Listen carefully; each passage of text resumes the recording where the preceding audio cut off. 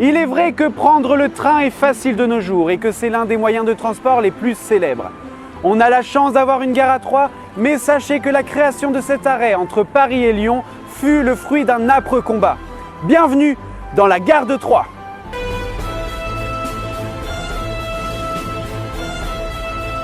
C'est en 1844 que la population tente de faire comprendre à la municipalité que la création d'une gare dans la ville de Troyes serait très appréciée.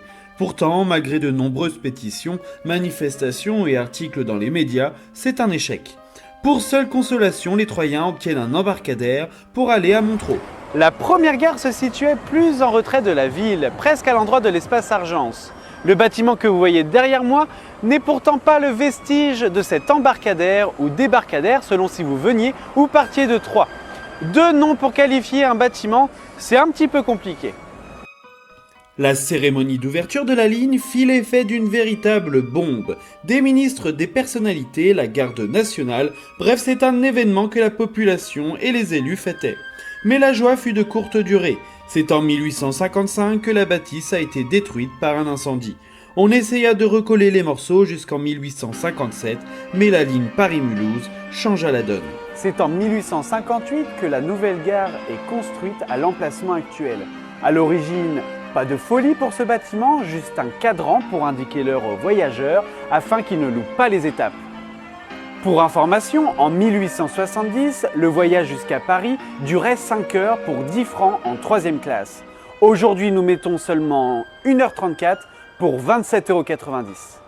Troyes bénéficie donc d'un avantage avec le train, mais Romilly en tire aussi les bénéfices car en 1887, elle devient l'une des places fortes de la réparation, mais surtout de la construction de wagons. Le département devient aussi florissant, du coup, la gare évolue avec un toit pour recouvrir les quais.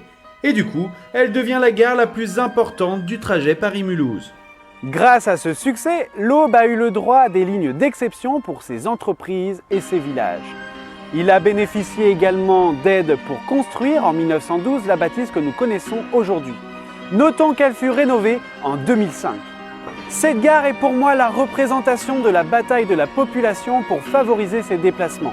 Une bataille qui, malgré quelques succès, continue aujourd'hui pour l'électrification des voies Paris-Troyes.